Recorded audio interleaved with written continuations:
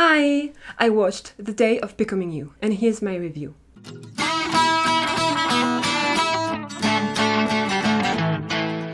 Do you like body swapping plots? This drama is for you. Yu Shengsheng is a young entertainment journalist. One day she gets to interview a very popular but seemingly cold and distant idol named Jiang Yi. After the interview, they end up in some kind of incident that have them both fall unconscious and wake up later on in hospital, realizing that their bodies swapped. From then on, as they will have to know more about each other and rely on each other, they will gradually fall in love. So that's it for the general plot of the drama. This drama is amazing. It's a really good drama. I'm not even going to wait until the end. I recommend it, absolutely.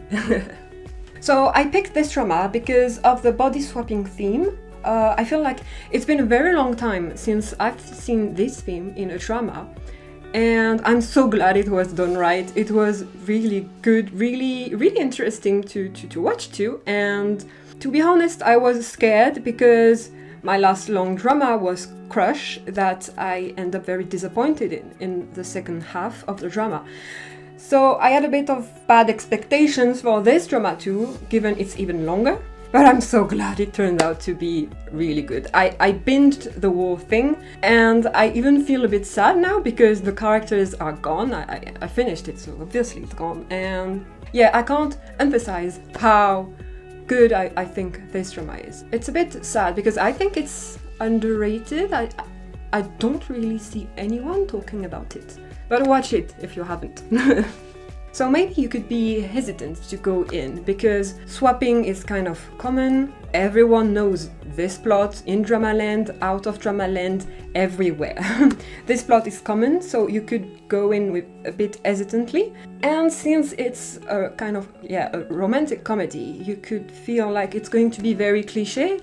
And while it's true, while it kind of stays cliché, stays in the realm of everything that's always done, man, you have no idea. Some of the clichés are just walked around it, just like that. You're ready for a cliché, you're waiting for it, you know it's going to come. And then, no, they don't do it, they do something else, and I find this incredible. It's a bit sad when you think about it, that you have to find this kind of stuff incredible, because that means it really doesn't happen often, and that's sad. But it's so good to see it. Also, body swapping is usually even better when you have a character that's a bit cold and distant and doesn't talk much, doesn't have much of an expression on his face. It's the case for this one. Jiang Yi is like this, and Yu Shengsheng is pretty optimistic, and she talks a lot and she's very happy and everything. So when the body swaps happen, it feels really good because it just takes you out of this, again, cliché of the male lead who doesn't talk, doesn't have emotions and anything. Because yes, it's Yu Shengsheng inside, but with the face of the character you saw just being a statue, you know? So it's amazing to see when they changed. Wow, it's not like it was a shock, but it was really well done and really funny. This drama is really funny. Sometimes maybe you have a little smile on your face or a little laugh when you watch a drama, but this drama made me laugh out loud a lot. I really enjoy it when they manage to make me laugh. Also, the relationship of the two leads is incredible. Incredible, I want to emphasize it. On my paper when I was watching the drama, I even wrote at some point, they trust in caps, each other so much, and they communicate, all caps, and that's it. I had to make a point when I wrote it. It's really something you don't see a lot in Dramaland because most of the time it feels like, at least for romances, it feels like all the conflicts come from misunderstandings and things non-said. And it's frustrating because it's not real conflict. It would just be over with a discussion, even just sometimes a word. So there's none of it in this one. It's incredible. I was so happy. So yeah, not only are they cute together, they trust each other, they they help each other, they communicate, they respect each other, and they are still kind of mature at the same time. It's incredible. I don't know how many times I'm going to say it. Maybe I'm still in the feels of the drama right now, but I'm so glad another couple like this exists. I feel like it's too rare. Also, I like how the drama actually takes the time to build their relationship. They actually take the time they have with the drama to develop their relationship. They don't just develop the relationship in like 10 episodes and then be like filled of nothing until the end. They take advantage of the number of episodes they have. It's really nice to seeing them just starting a kind of strangers and not necessarily in a good relationship, because she's an entertainment journalist and he's an idol. So you see them going from this to actually slowly really getting friends, and then just stay friends for a while, and then you can see it grow again and go to a romance. I love the enemy to lover trope, but I realized, well, now with this drama at least, I fully realized that friends to lover is incredible too. There's something with friends to lover that makes it kind of even more romantic, in my opinion. So I think the actors both did really, really good in their role and each other's role as well. It was really convincing, really believable, and they really pulled you in this story. They really said, I'm grabbing you and I'm not letting you go. That's how it made me feel, at least. And again, I'm so glad I watched this drama. Because not even that, but as I kind of said, the drama is paced really well, in my opinion, at least compared to some other dramas I watched. It's paced really well, so I never really felt bored or anything. So that's a big plus, especially for a drama this size. So yeah, I actually don't know what else I can say about this drama. The acting is really nice, the romance is really nice, the comedy is really nice, the OST is really nice too, as well as the production. I mean, it doesn't look cheap or anything, it actually really looks good. So I think I'm going to go in the spoil part now. Maybe I can just mention before that there's one thing that I didn't like and actually played a role in the rating I gave this drama. But I'm going to talk about it in the spoil part right now. So if you haven't watched this drama and are interested to watch it, then don't continue further. So unfortunately, the thing that I ended up not liking is the ending. But I think it goes for a lot of people too. Not everyone, of course. I saw some people liking it. And if you liked it, it's good for you. I mean, it's really good, but not for me. It just feels too much like it was a dream plot. It makes everything suddenly become nothing. Even if you know a story isn't real, it's a drama, you know the characters are not real, everything happening is not real. But the drama has to feel real, it has to pull you in and become real. So when they suddenly say, oh, it was just a story, or it was just a dream, then everything doesn't exist. You've watched something, you got invested in something that wasn't real at all. I don't know if I'm actually saying it right. I feel like it's a bit complicated for me to explain my thoughts on this in English. So it feels a bit like a waste of time, and like you actually don't know the characters at the end. Especially in this drama, because for the whole time you think, yeah, it's the story, it's them. But in the end, you realize it was a story, and yes, the story is based on the love between Yu Shangsheng and Jiang Yi. But it's just based on. In the end, they didn't even meet like it was written in her novel. It's like nothing happened the same way. So they don't even feel like they are the same people. So it made me feel really sad. A bit like they were dead. I don't know if this makes sense or if anyone can relate, but it felt like they were dead, they were gone, even though they are still here.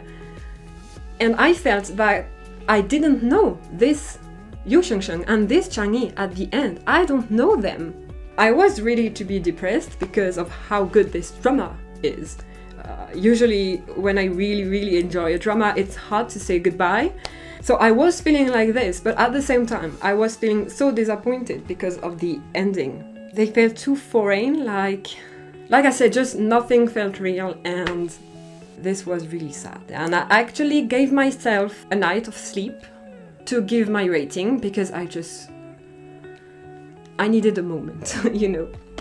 So in the end, I actually thought I would give it 10 out of 10 until the last 10 minutes of the drama. And just the last 10 minutes made me change my mind and give it 9.5. So 9.5 is still extremely good. I always mention my top tier drama as 10 and 9.5, so it's still in my very top tier drama, because I feel like I can't give it less just because of 10 minutes at the end. But at the same time, I feel like I just can't chop it and forget it. I can't just forget it like that and yeah, go with the 10 out of 10. And actually, the last negative thing I want to mention, and it's really a tiny detail. It has no impact on the rating at all. It's so tiny. It's the reason why Tonghua doesn't like Pei Jiashu. When it was implied that they knew each other and then she didn't like him, and when I thought something, not big, but something had happened between them.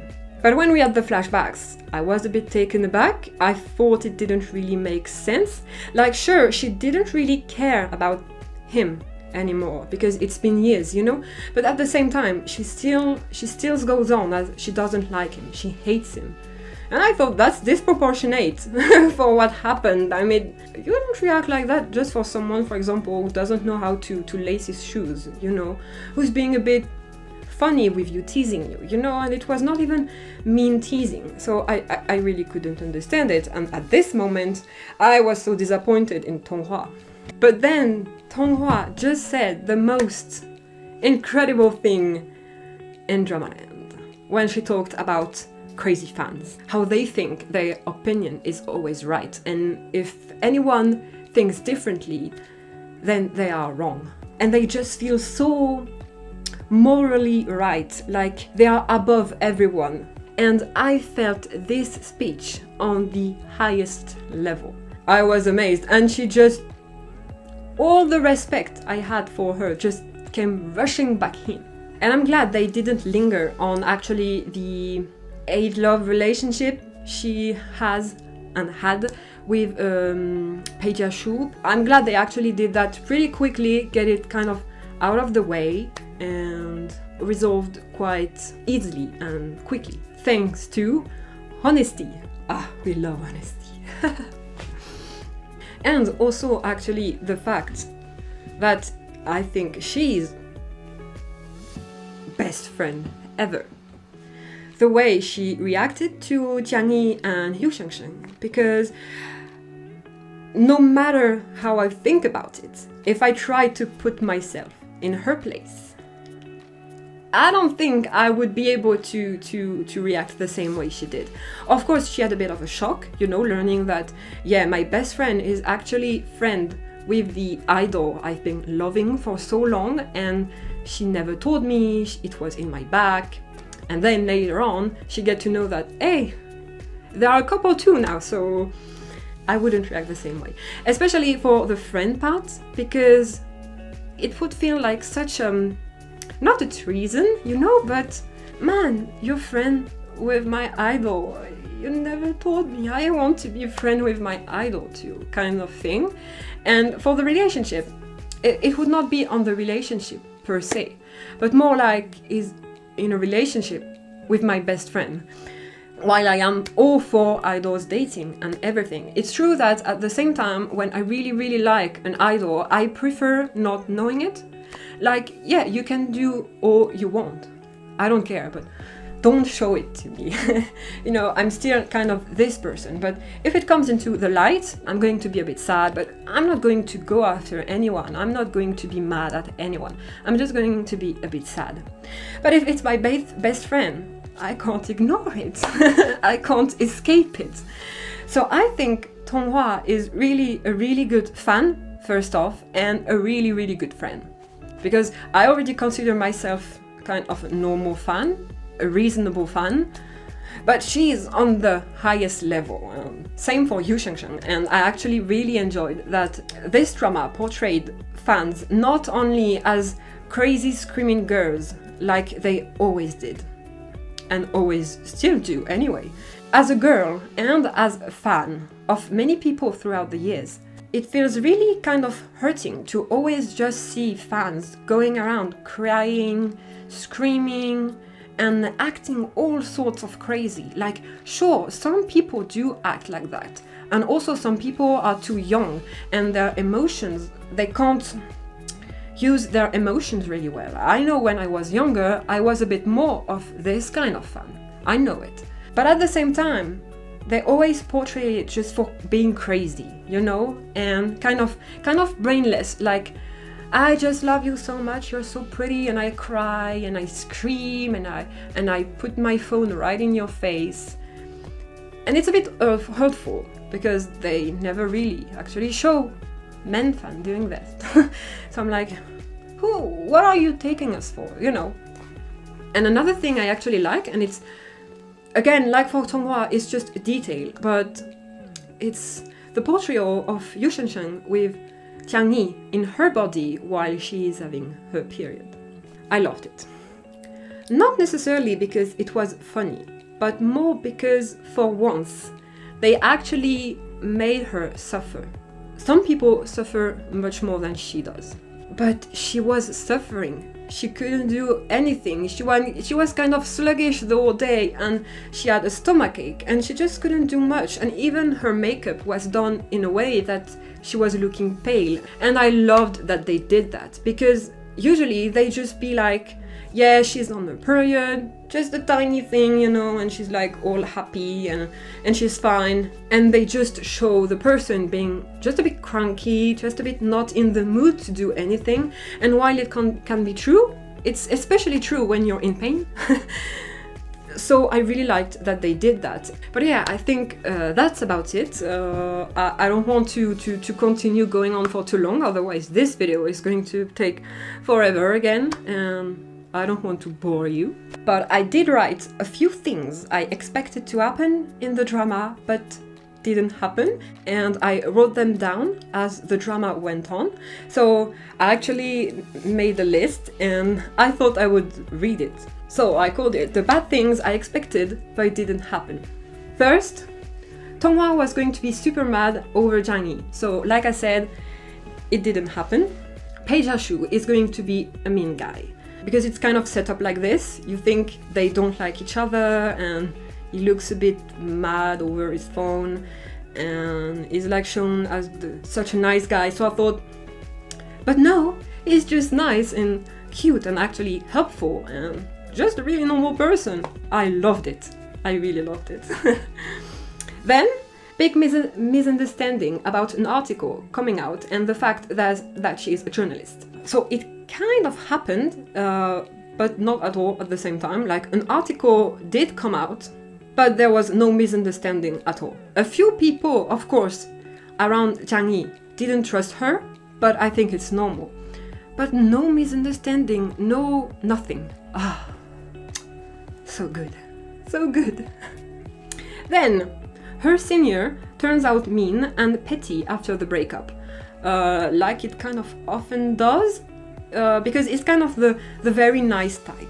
So I thought, yeah, she's going to break up with him and is going to become petty and kind of seek revenge on her.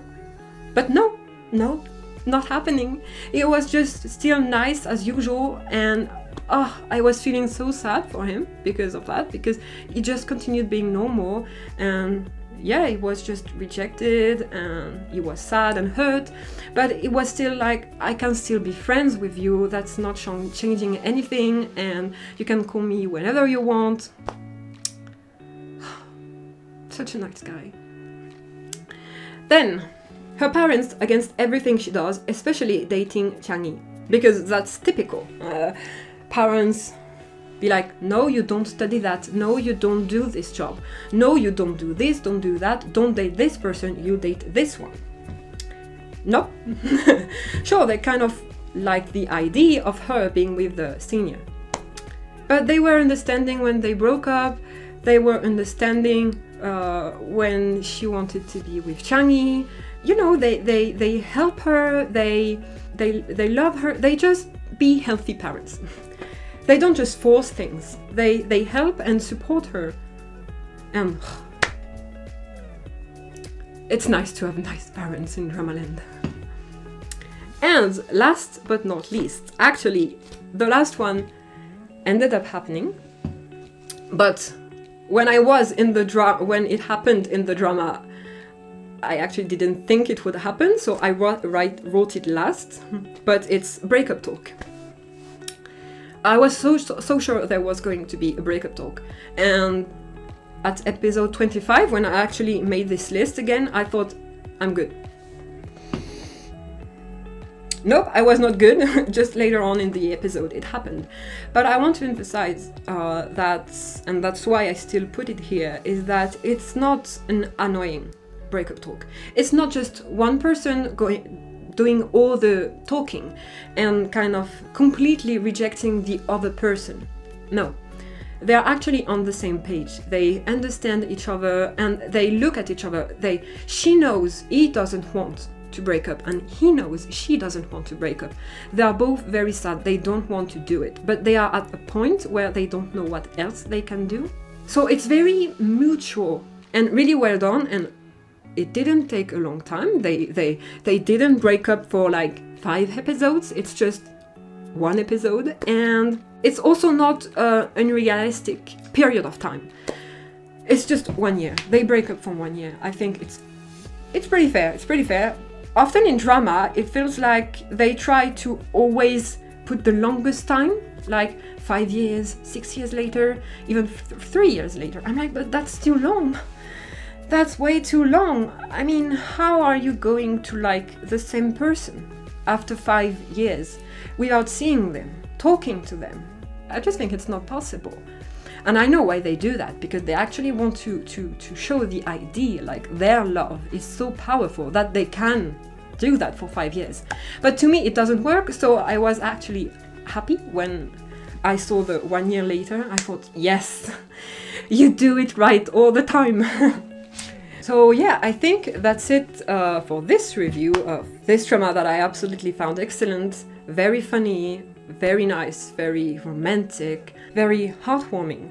Yeah, except the ending that I didn't like, but I read it was because of censorship. So I don't know, I didn't check the fact, and I'm not really used to this, so I don't know much about it. That's why I didn't talk too much about it, but I want still to throw it out there. So yeah, except for that, honestly, just watch it.